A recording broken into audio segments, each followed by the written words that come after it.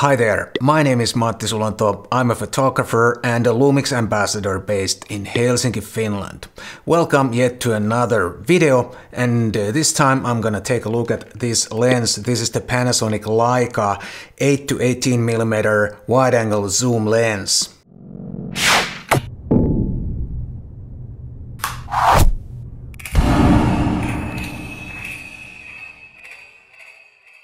Before I continue with the lens, let me remind you that you can, and I hope you subscribe to my channel and tap the bell icon down there so you'll get a notification every time I post a new video, and that happens on Tuesdays and on Fridays. This lens, I'll put the full name up here because it's a bit of a mouthful, is Panasonic's second super wide-angle zoom lens. They already have a 7 to 14mm f4, which is pretty old construction, but it's still a current lens, and this one came out about 2 years ago. This covers pretty well your wide-angle needs from 8mm super wide to 18mm like a standard wide. This lens has been my favorite lens for video when I'm filming myself outside without any extra help. It lets me be very close to the front element and be close to my camera, and it's very handy in that. But I've also used this a little bit for photography, and I thought I would give you my opinion on this lens. The build quality, I would say, is exceptional. It's weather sealed and it feels really solid and robust, and the lens hood is included in the price. And what makes it feel so solid and robust is that it doesn't extend when zooming. It kind of extends, but it happens inside the lens barrel, so it makes the construction feels really solid without the floppy extension that many lenses have when they are fully extended at their maximum focal length. This outer lens barrel also acts as an extra lens shade combined with this when you're at 18mm and the front element is recessed at its maximum recess. And at 18mm the front element comes out, but you can still use normal thread-on or screw-on filters, which is quite nice. Unfortunately, I don't have suitable filters for this. The size is 6 to 7mm. I don't use a lot of filters, but I suspect you need a pretty thin slimline filter, and you can't probably stack filters on top of each other. I don't think that's a good idea anyways, but I don't think you can do that. You will get some mechanical vignetting if you do that. This lens balances really well with the G9 camera body, but I think some of the really small micro four thirds cameras are not the best combination with this lens. But of course, if you want to use them casually on some small camera body, I think that's fine. This lens is not really the smallest lens, but it's not really too big either. It weighs about 351 grams with the hood attached.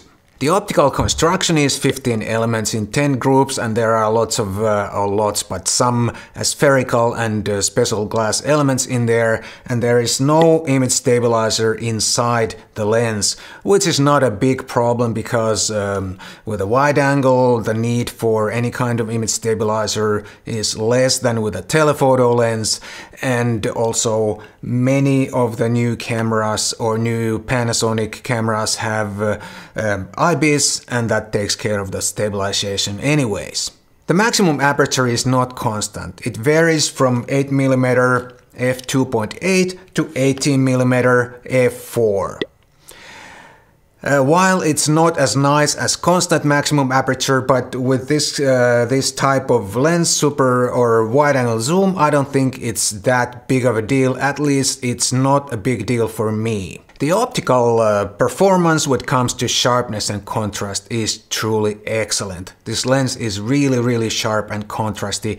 all the way through the focal length range, and also on all usable apertures. I mean, you really don't want to stop down beyond f5.6 or f8 on any Micro Four Thirds camera or lens, because the diffraction kicks in and starts to soften the image. Sometimes wide-angle lenses are problematic when it comes to backlight, and this lens also can develop or get some reflections and ghosting, but it's not really that bad. But the problem, of course, is that especially at 8mm, the angle of view is so wide that sometimes it's hard to avoid getting the sun into the frame. But even if the sun is hitting directly the front element, you will not get really like a bad reflections or anything that would completely ruin your shot. But you may get some, or probably will get some little reflections. But like I said, they are nothing extreme and not really bad.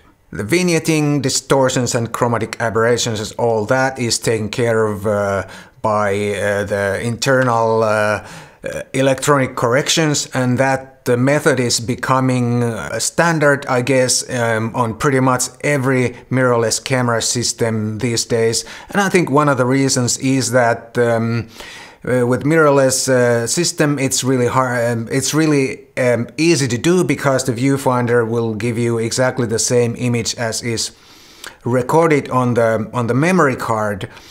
As with the old-fashioned mirror camera, the viewfinder would show you uncorrected image or view, and then you would get the corrected image on the card, and those two wouldn't match. So it really doesn't work well on an old-fashioned mirror camera, so-called DSLR. The autofocus is extremely fast and accurate. But what else can you expect from a modern Micro Four Thirds lens and a camera? The manual focus ring is here, and it feels really nice, but the actual focusing is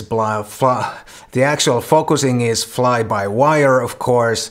And I really wish there was some sort of focus scale somewhere, because this kind of wide angle is great for hyperfocal focusing. You would set the focusing distance manually and then wouldn't have to worry about it at all when you stop down a little bit, and that would make some type of maybe street photography or something really nice. The price of this lens seems to be here in Europe around 1,000–1,200 euros.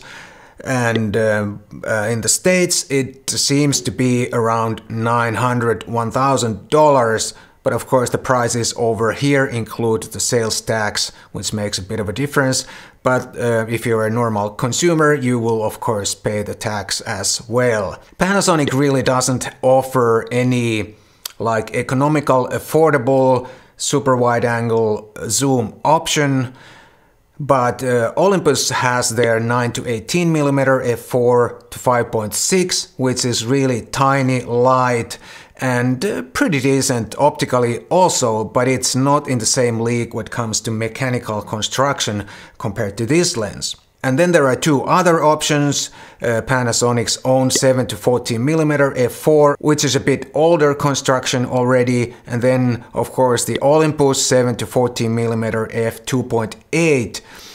But both of those lenses can't use normal thread-on or screw-on filters, which can be a downside for some people. Both of those 7–14mm lenses are pretty decent optics too, so if you don't mind about the filters, you may want to have a look at those also before you buy this one. My conclusion with this lens would be that it's a really great wide-angle zoom lens. It's great optically, it's weather sealed, and it's really like solid mechanical construction, and you can use thread-on or screw-on filters if you like to use filters. I can't figure out many downsides, but I always try to find at least some sort of downside too, because I think it's fair, because no product is perfect. So with this lens, I would say the variable maximal aperture is a small downside. It's not a big downside, but I'm gonna say that, so at least there is one downside too. Thanks for watching again, and I'll see you next time.